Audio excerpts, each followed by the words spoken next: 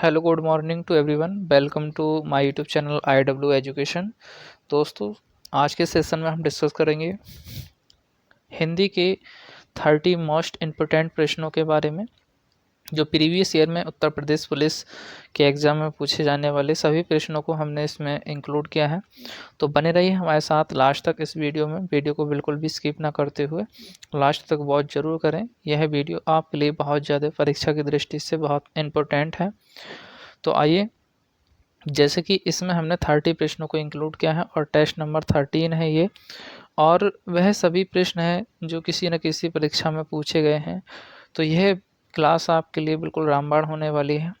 तो और साथ ही अगर आपने हमारे IW एजुकेशन चैनल को सब्सक्राइब, लाइक और शेयर नहीं किया है तो बच्चों जल्द से जल्द सेशन को शेयर कर दें और अपने दोस्तों के साथ इस वीडियो को शेयर करें, और जिससे बच्चे ज़्यादा से ज़्यादा जोड़ सकें। और क्योंकि परीक्षा नज़दीक है और एग्ज़ाम बिल्कुल पास में ही है, तो इसलिए अब समय कम है, तो बेटा मेहनत कीजिए और अच्छे से अच्छा स्कोर आप अपने एग्ज़ाम में प्राप्त कर सकते हैं। और इसमें हमने सभी प्रश्नों को इंक्लूड किया है जो हमारे वर्णमाला से संबंधित है। तत्सम क्या होते हैं, तद्भव क्या होते हैं, जो हमारे पास बोलें तो जो हमारे पास विशेषण होते हैं, विशेष्य होते हैं, ठीक है। और साहित्य के भी कुछ प्रश्नों को इसके अंदर इंक्लूड किया गया है।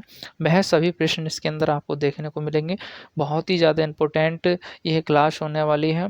तो आइए चलते हैं हम पहले प्रश्न की तरफ हमारे। तो पहला प्रश्न है हमारा प्रश्न नंबर 1, निम्नलिखित विकल्पों में से तद्भव शब्द है। तो देखिए यहाँ पर आपसे पूछ रहा है तद्भव शब्द कौन सा है। जैसे कि option A Agam, option B आश्रम, ऑप्शन सी अवगुण, इष्ण है। तो देखिए तद्भव शब्द कौन से होते हैं। तद्भव शब्द वह शब्द होते हैं जो हम संस्कृत के ही शब्दों को हम जो अलग रूप में हिंदी में यूज करते हैं, वही क्या कहलाते हैं, तद्भव शब्द कहलाते हैं। यानी जो हमें तत्सम शब्द होते हैं, जो संस्कृत के कुछ ऐसे शब्द हैं जिनको हम तोड़ मरोड़ के यानी रूप को बदल करके हम हिंदी में यूज करते हैं, वह शब्द कौन से कहलाते हैं, तद्भव शब्द कहलाते हैं। जैसे कि इसमें हमारे पास पूछ रहा है, तो हमारा अगम क्या हो जाएगा, अगम क्या हो जाएगा, एक हमारा तद्भव शब्द है। और अगर इसका संस्कृत की बात करते हैं तो अगम्य होता है। संस्कृत में क्या बोलेंगे, इसको अगम्य कहेंगे। लेकिन अगम्य का ही हमने क्या यूज कर लिया हिंदी में, तो अलग रूप करके अगम कर लिया। तो इस चीज़ को आपको समझना है बेटा।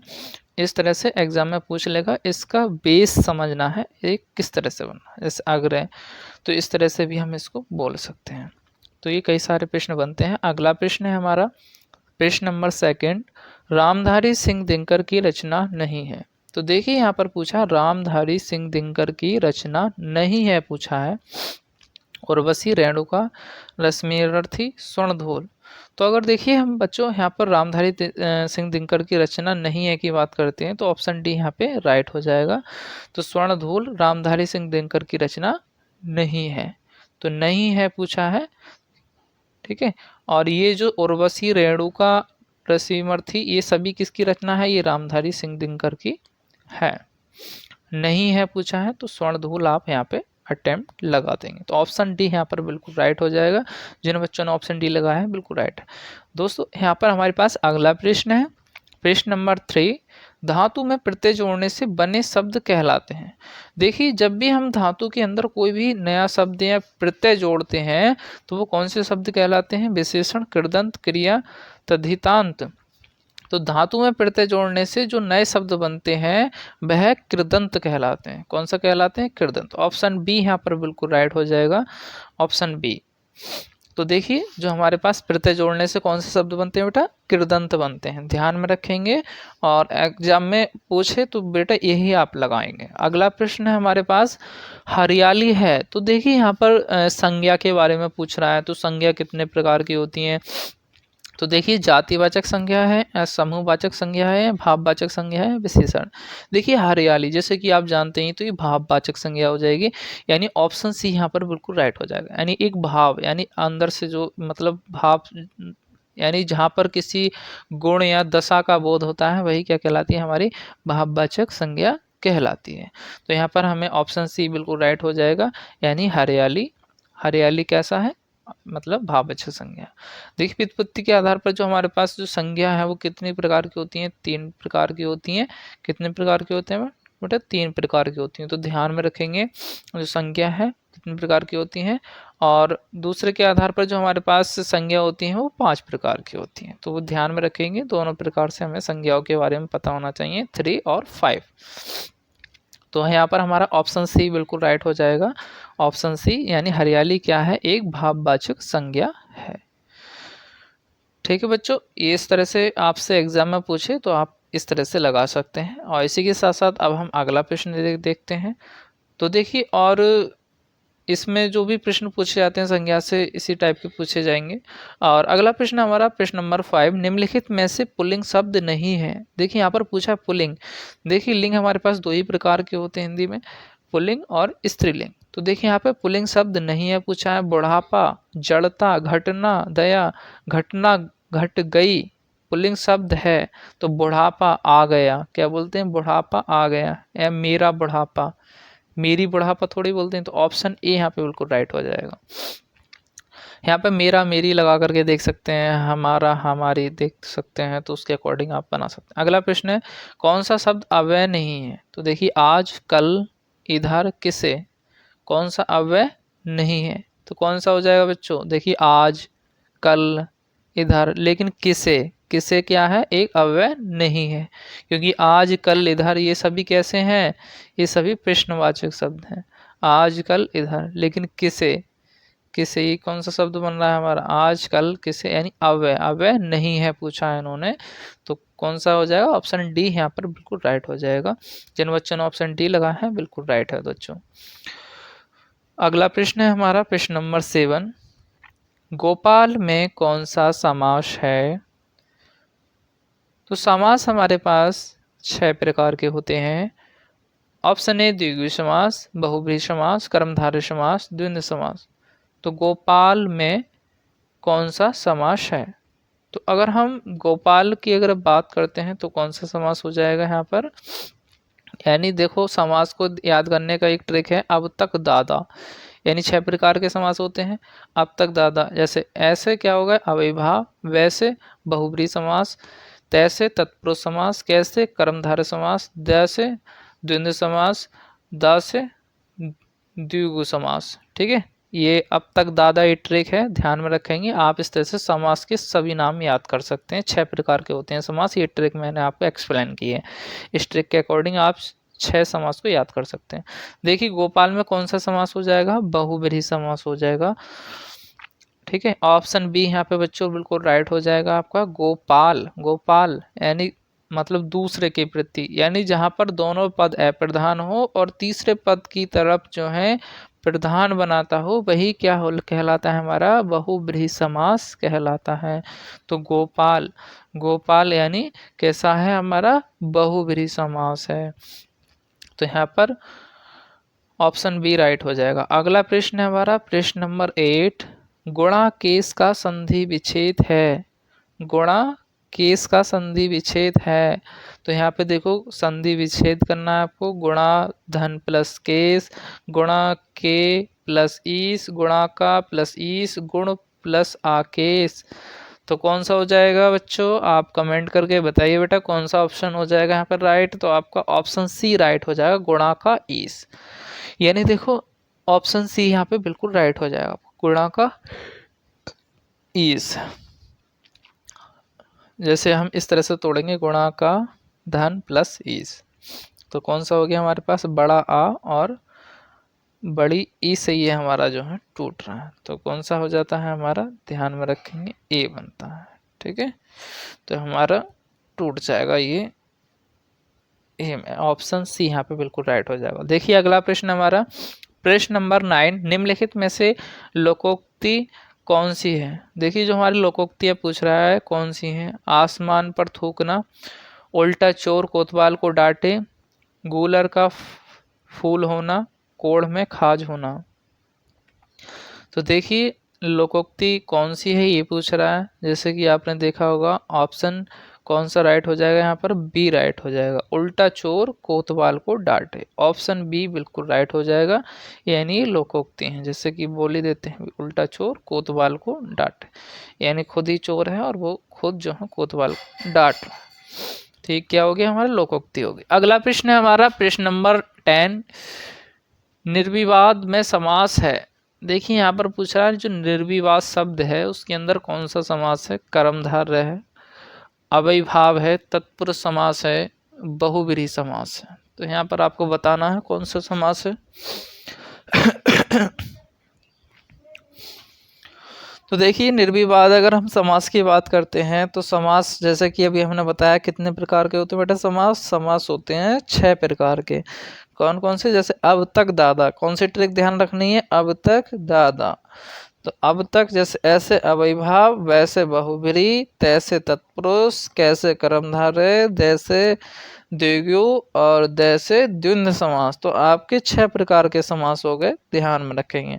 अब इसमें बेटा कमेंट करके बताइए आप, निर्विवाद में समास है, कर्मधारय समास है, अव्ययीभाव समास है आपका, या आपका तत्पुरुष समास है, या आपका बहुव्रीहि समास है।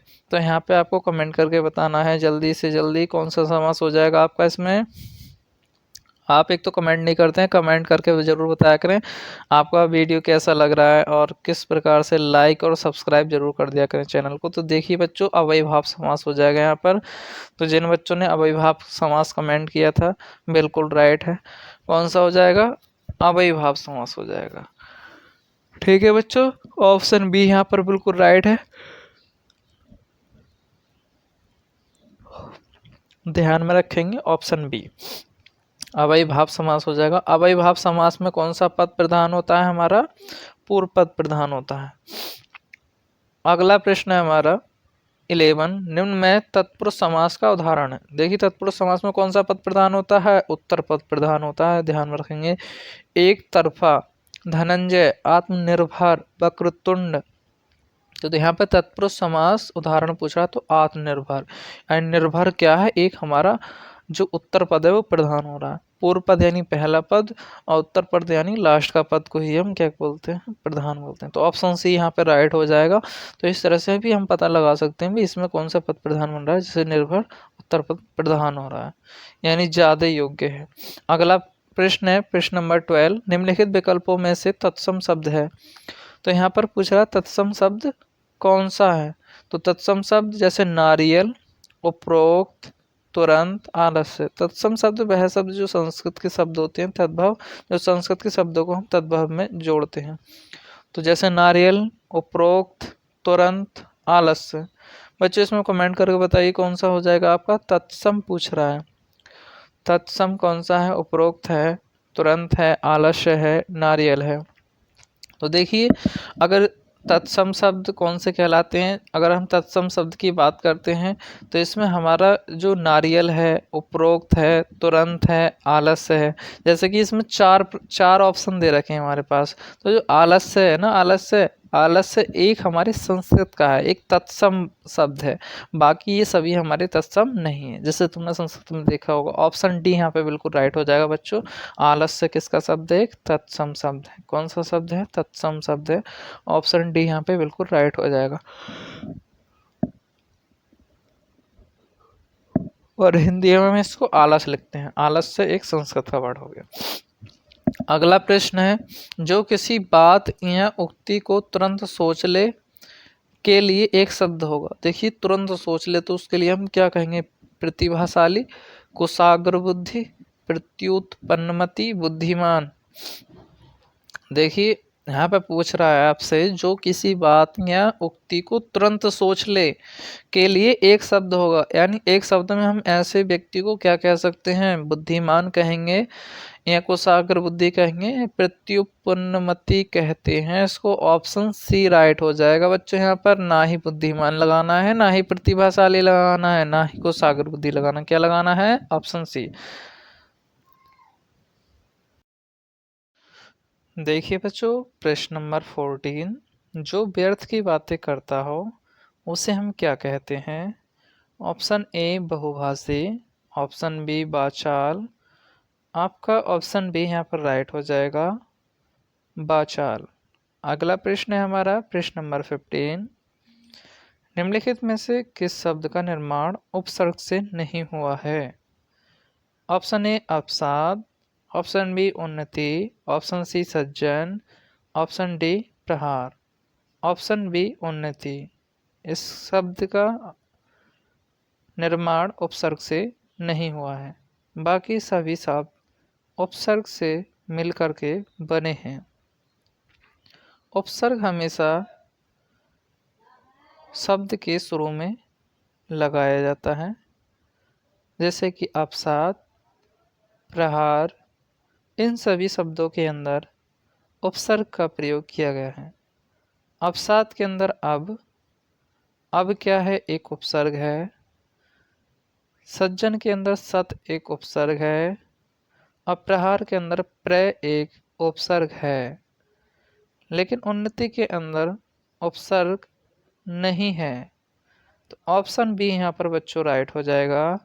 जिन बच्चों ने ऑप्शन बी को लगाया है बिल्कुल राइट है। प्रश्न नंबर 16। निम्नलिखित में प्रत्यय युक्त शब्द नहीं है।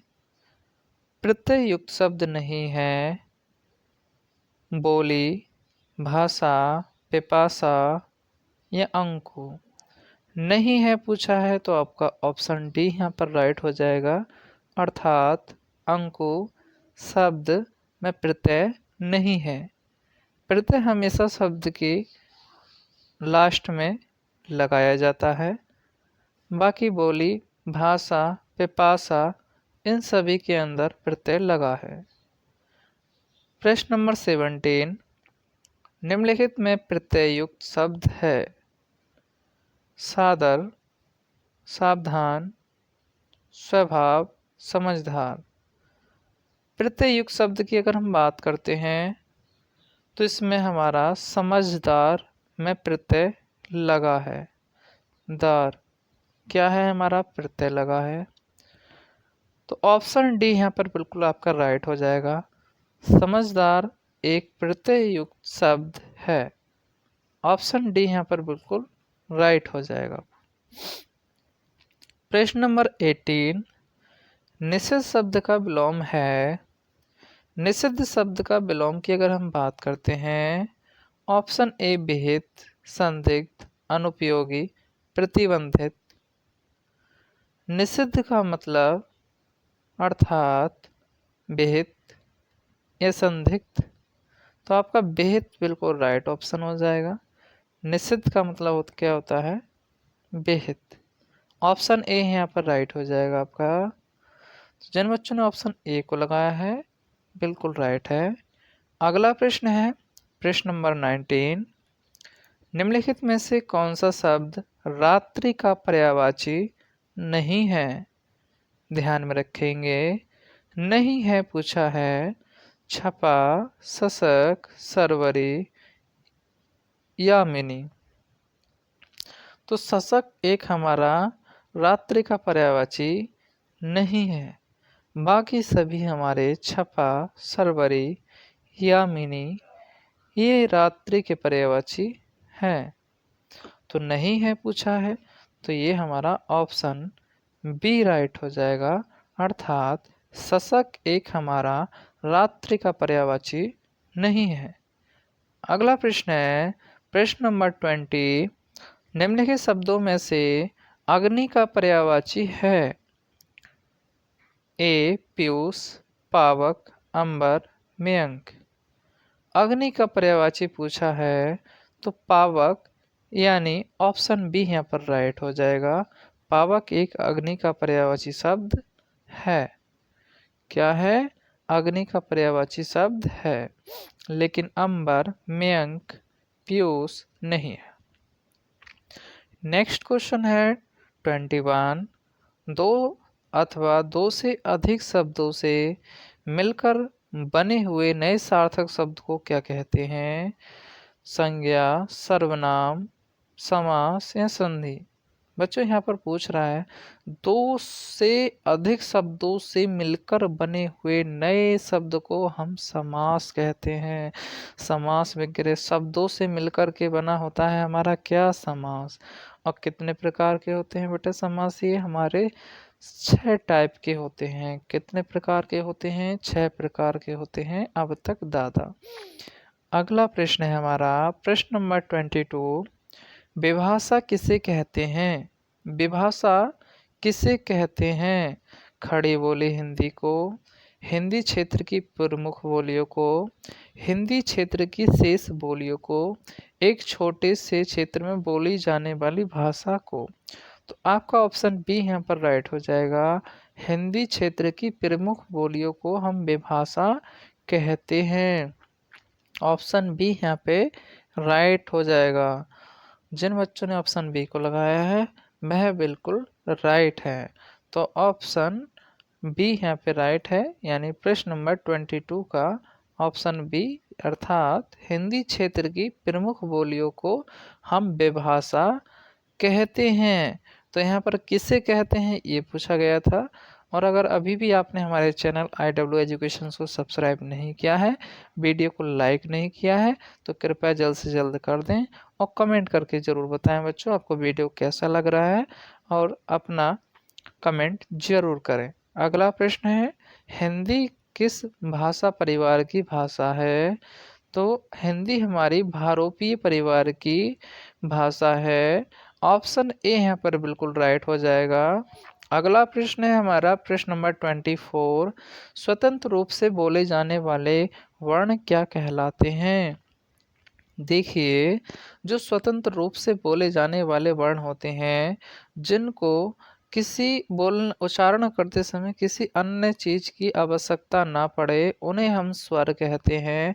जो स्वतंत्र रूप से बोले जाएं वो कैसे कहलाते हैं? वो स्वर होते हैं। स्वरों की अगर हम बात करते हैं तो स्वर 11 होते हैं, व्यंजन कितने होते हैं? 33 होते हैं, और संयुक्त व्यंजन 4 होते हैं, छ, त्र, ज्ञ और जय। ये सब क्या है हमारे। और उसमें व्यंजन की बात करते हैं तो ये भी 4 होते हैं, तीनों से और है, श्रेय, त्रय, ज्ञ और श्रेय सुमित। अगला प्रश्न है हमारा 25। अघोष वर्ण कौन सा है? यहाँ पर पूछा है अघोष वर्ण कौन सा है, तो यहाँ पर आपको बताना है अघोष वर्ण कौन सा है। ए, जय, है, से। तो अघोष की यहाँ पर बात कर रहा है, कौन सा है, घोष वर्ण कौन से कहलाते हैं। और अघोष, देखिए अगर हम बात करते हैं स्वर तंत्रियों में कंपन के आधार पर 2 प्रकार से वर्णों को बांटा गया है, अघोष और घोष या सघोष भी हम कहते हैं।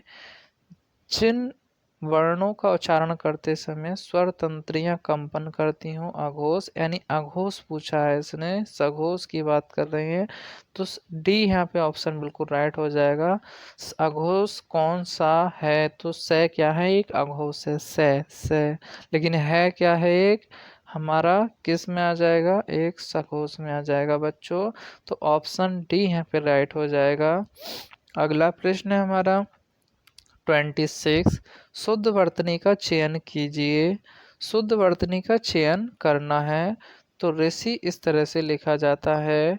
ऑप्शन बी यहाँ पर राइट हो जाएगा, बाकी सभी शब्द यहाँ पर गलत हैं।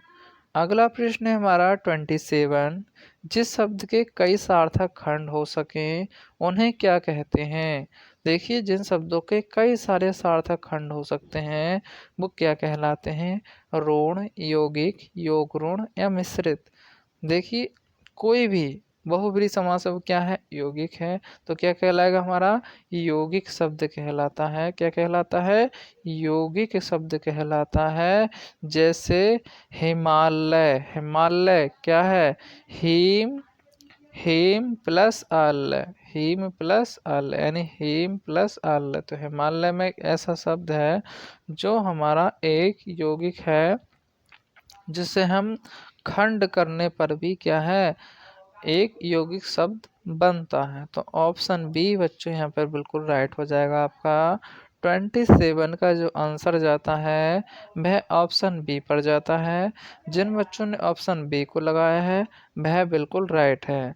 अगर और हम अगले प्रश्न की अगर हम यहाँ बात करते हैं, प्रश्न नंबर 28 रफू चक्कर शब्द है। रफू चक्कर का मतलब यानी तत्सम, देशज, विशेषज, संकर। देखिए बोलते हैं आप जैसे कि अपनी आम लैंग्वेज में रफू चक्कर हो जाना, तो कैसा शब्द है एक एक ये संकर शब्द है। कैसा शब्द है? संकर शब्द है बच्चों। आप देशज मत लगा करके आ जाना, अन्यथा आपका प्रश्न गलत हो जाएगा।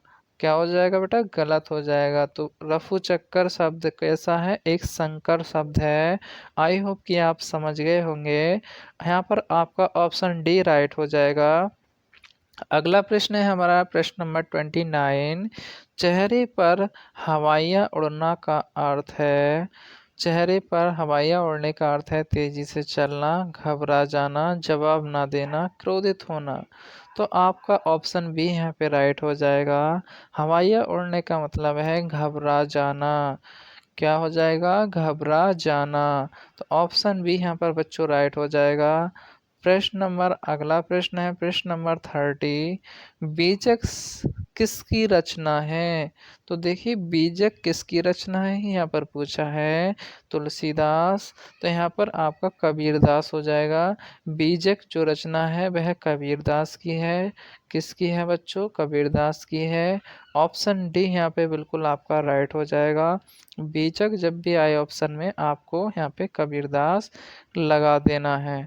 और अगर अभी भी आपने हमारे चैनल को लाइक, सब्सक्राइब और शेयर नहीं किया है तो बच्चों लाइक, सब्सक्राइब और शेयर करें और बेल आइकन को ओपन कर लें, और जिससे कि कोई भी आने वाला वीडियो का उसका नोटिफिकेशन आपको तुरंत मिलता रहेगा। तो दोस्तों, और आपको वीडियो कैसा लगा कमेंट करके ज़रूर बताइएगा, और किस टॉपिक पे आपको न्यू वीडियो चाहिए उसके ऊपर हम वीडियो बना करके देंगे। मिलते हैं अगली वीडियो में। धन्यवाद।